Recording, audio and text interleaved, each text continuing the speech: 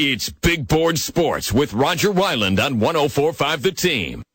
Giants team right now is starting to play pretty darn well. Big win Monday against Cincinnati, and they got 2 games coming up against the Bears and the Browns that they are certainly going to be favored to win. Ralph Vachiano, long-time Giants beat writer at New York Daily News, now doing a great job covering both Giants and Jets with SNY, and he joins us here on Big Board Sports in Albany on 104.5 The Team ESPN Radio. Good morning to you, Ralph. Morning, Roger. How are you? Good, man. Appreciate a few minutes. And, hey, let's start with the Giants because that's the team that is playing pretty well lately here. What are your thoughts on the way this team has come together? And the one ingredient that I saw on Monday night that has been missing, and I don't know if this will be the start of something, but we know the team can complete passes with Eli and the great receiving core that he has. But, Ralph, Monday night, that team actually ran the football. Well, they did at times. They ran it when they needed to in the fourth quarter, which was big. But, if they had 122 total rushing yards, I think 50 of them came in the fourth quarter, and 34 of them came on their last 2 carries. So I would still say they need to show a little bit more of a consistent rushing attack before I get excited by that. They, for most of the game, they were as grounded as they usually are. No big running plays, trouble picking up short yardage gains, things like that. If they ever do develop that consistent running game, and obviously if they did it in the fourth quarter, there's certainly the potential for them to do it there. They could be a pretty good offense because they do have an ability, although they sometimes stall this season. They do have an ability to move it through the air. They do have weapons. It's that run game that's kind of held them back. Yeah, it has. And, I mean, some of these games, they're barely getting to 50, 60 yards on the ground. So, and actually, to close out that game on Monday night, Ralph, I was a little surprised. McAdoo, I think it might have been 3rd and 6, actually called for a run play to Jennings, and it kind of sealed the deal. Yeah, it surprised me. One of the reasons that they're ranked 31st in the league and they were dead last going into that game in the rushing attack is because McAdoo abandoned the run pretty early. And I think that some of that is just his play-calling desires. He likes to run the sort of West Coast spread type of offense that everybody runs in the league nowadays. But I think part of it is also he knows what his offensive line problems are. I think he knows that the running game just doesn't work most of the time, so he certainly is afraid to go to that. But for whatever reason, I mean, he's thrown the ball, I think it's over 350 times with less than 200 runs. That's not exactly a balanced offense. And in crunch time, when the run wasn't really working before that, it was shocking to see him go to that play. Ralph, Roger and I were having a conversation earlier in the show, and we were saying, hey, with these new pieces defensively and the way that the team's constructed now, would Tom Coughlin be getting the same results as Ben McAdoo's getting this season? If you look at their 6 wins, every single win for the G-Men has been within a possession. Do you subscribe to that, or is the culture change contributed to winning these close games? No, I completely subscribe to that. I think there's something to be said about a culture change and a little bit of a boost of energy. But I've said this really going back 2 or 3 years. The biggest issue with Tom Coughlin was that he just didn't have players.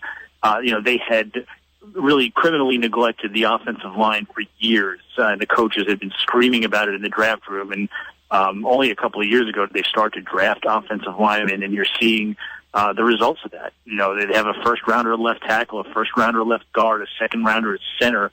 That's a pretty big more than half of your line right there, and you've got talent on it. So, that's big, but the defense was the biggest thing.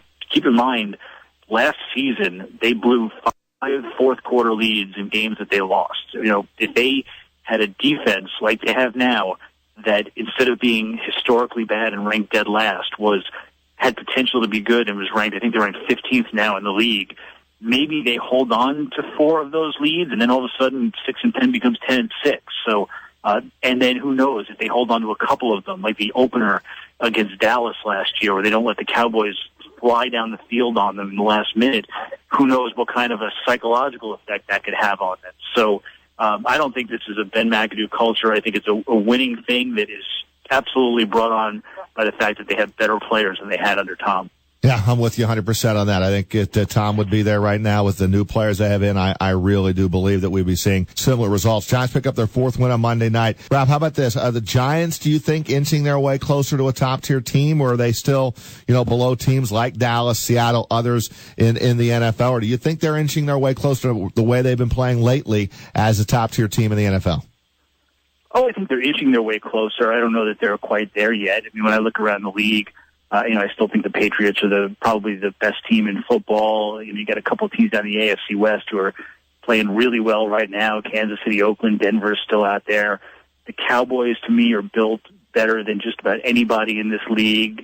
Seattle is suddenly on a roll. I don't know that the Giants, they could beat any of them, I guess, in a game. They've got the capability, but I don't know that they're consistent enough to do that. I think they're probably, near the top of the second tier. And honestly, they're helped out by a lot of mediocrity. They're 6-3, but they have a couple of games that could have gone either way.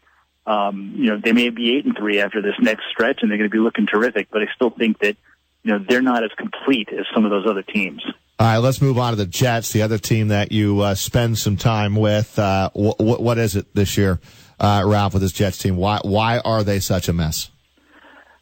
I think part of it is, a lot of it has to do with the quarterback, and the underachieving defense hasn't helped. But if Ryan Fitzpatrick had played a little bit better or anywhere near like he played last year, maybe they would have survived that first brutal stretch and would have been 3-3 instead of 1-6 or 1-5, whatever they came out of that stretch. I think last year was a bit of fool's gold. Ryan Fitzpatrick is simply not that good. It never had been before last year. The Jets were not built like a 10-win team that can compete in what last year was a ridiculously good AFC. They did a little bit with smoke and mirrors and a great quarterback play, and once the quarterback play wasn't there, they were exposed in a lot of other areas. It's a team that when Mike McCagnon took over really was probably 2 or 3 drafts away from, I think, being a team that could make a run at the New England Patriots. So should they be 3-7? Probably not. Todd Bowles hasn't done the best job, but it's a very mediocre assortment of veterans and developing rookies that it's going to need some time, for them to really build this team back up. What do you think that Todd Bowles and the front office here will do with that quarterbacking position the rest of the way? Because this team is not going to make the playoffs. We saw Bryce Petty, not great for sure, but do they need to put him out there a few more times to make sure he's not their guy, or to make sure maybe he is their guy? Is it Petty time, in your opinion, Ralph, the rest of the season? Well, I think it should be. I don't see why they would go back to Ryan Fitzpatrick. They're not going to win out. They're not going to go 9-7, and that might not even be enough to get a wild card berth in this conference. So you're chasing a fantasy, and why do it when Fitzpatrick is going to be gone next year? At least take a look at Petty. I don't really get the sense they think Bryce Petty is their quarterback of the future, and I don't think they believe Christian Hackenberg is ready to play just yet. But it's worth taking a look at Petty.